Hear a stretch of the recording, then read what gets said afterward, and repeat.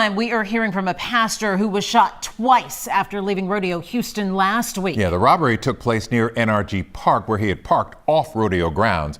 Police are still looking for the gunman. Michelle Choi has the story you'll see only on KHOU 11 News.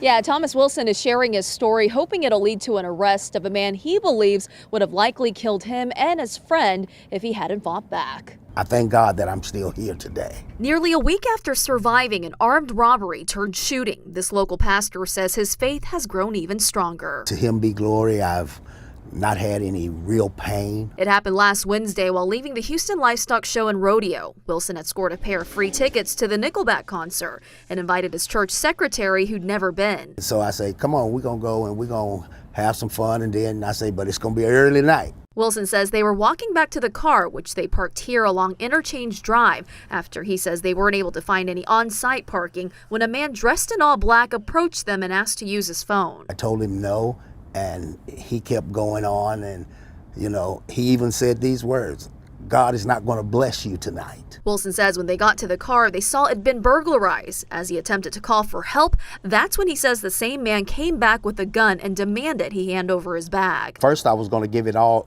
just give it up. But then he pulls the gun, and the gun is pointed right here in my face.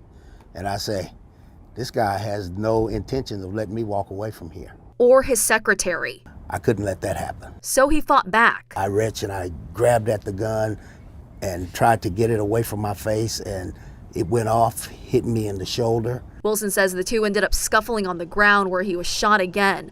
The suspect then ran off with his bag containing credit cards, his ID, and passport, and leaving some of his items behind. Shoe came off. He dropped a phone. There was a vape there. All evidence Houston police are investigating. They're also trying to figure out if the alleged gunman is the same person who broke into the vehicle, something Wilson believes might be the case.